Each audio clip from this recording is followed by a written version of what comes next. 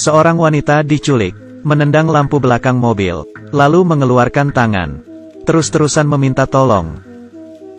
Mobil belakang sadar ada yang tidak beres. Kemudian menelepon polisi. Polisi mengecek plat nomor yang ia berikan. Tapi pemilik dari mobil itu tidak benar. Sepertinya para penculik itu menggunakan identitas palsu. Si penelepon yang baik hati menyusul. Melihat si penculik, operator menyuruhnya berhenti. Tapi ia masih mengikutinya. Ia berbelok keluar dari jalan tol, membuat mereka kehilangan petunjuk. Helen meminta agar perempuan itu mencari di bagasi. Ada barang apa? Ia menemukan seember cat. Helen memintanya mengeluarkan cat itu dari lubang, meninggalkan jejak sepanjang jalan, dan pada waktu bersamaan membuat helikopter tahu. Mulai mencari orang di belakang mobil si penculik. Menyadari cat, tapi ia tidak sadar bahwa orang di depannya adalah seorang penculik. Dan memberitahunya soal cat yang bocor di bagasi. Si penculik panik dan keluar jalur. Ia membuka bagasi, berniat menyetrum si wanita lagi. Kali ini ada seorang yang lewat. Si penculik menggunakan obeng, mengancam si wanita agar tetap diam. Orang itu melihat si penculik panik, balik ke mobil dan menelepon polisi. Saat ia menelepon, si penculik menghancurkan jendela, memukuli orang itu, dan memasukkan dirinya bersama si wanita. Di dalam bagasi mobil, si wanita menangis dan memberitahu Helen. Si penculik mengganti mobil, tapi belum sempat berbicara lagi. Si orang yang lewat itu bangun, mulai berteriak. Ini membuat marah si penculik. Ia berhenti, menusuk orang itu hingga mati. Lihat dengan matamu sendiri, si wanita berkata dengan putus asa. Tapi Helen tidak mau menyerah. Ia menyemangatinya, mengambil dompet dari mayat pria itu. Melihat identitasnya, Helen berhasil menemukan plat nomornya. Pada saat yang bersamaan, polisi menemukan mobil yang ditinggalkan si penculik. Walau sidik jari yang ditinggalkan membuat mereka menemukan alamatnya, tapi istri si penculik sepertinya tidak tahu akan kasus penculikan ini.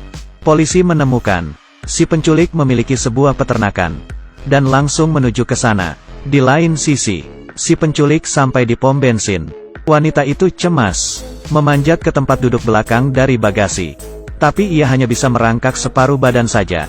Ia melambaikan tangan, berteriak agar staf membantu dirinya. Akhirnya disadari si staf. Ia menghampiri si penculik dengan pisau, sembari mencoba membuka pintu mobil.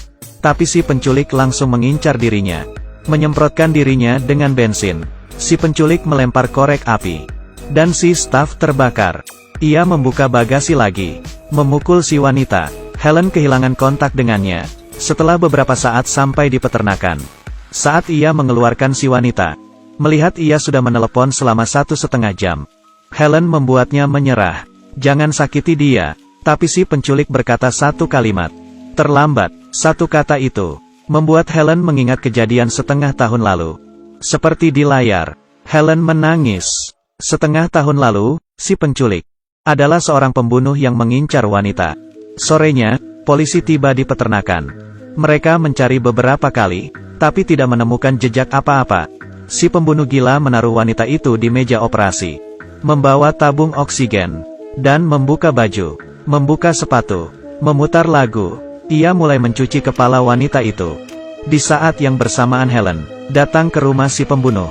Dengan hati-hati, mencari, menemukan basemen tersembunyi. Ia ingin memanggil polisi, tapi handphonenya malah terjatuh.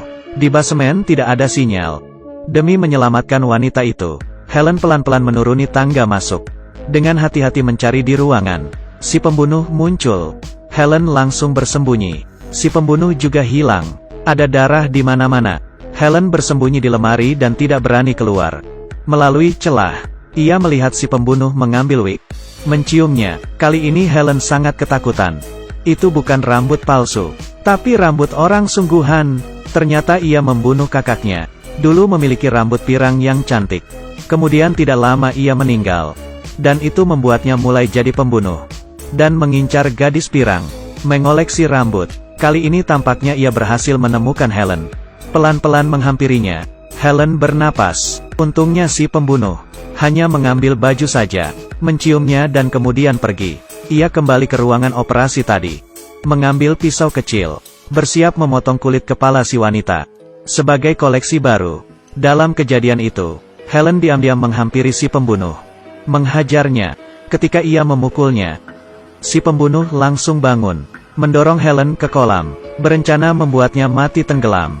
Si wanita memukul si pembunuh tepat waktu. Sekarang mereka berdua berlari, tidak terkejar. Tiba-tiba si pembunuh berteriak, "Sekali lagi kamu lolos dariku." Helen menendangnya. Mereka akhirnya aman. Helen yang kaget mengeluarkan handphone, berencana memanggil polisi. Si wanita menghentikannya. Helen tahu apa yang harus dilakukan. Mereka mengikat si pembunuh dan menaruhnya di ruangan rahasia, berencana membuatnya jera. Muka si pembunuh akhirnya menunjukkan rasa takut. Ia meminta ampun. Tapi Helen menengok, berkata dengan dingin, "Sudah terlambat.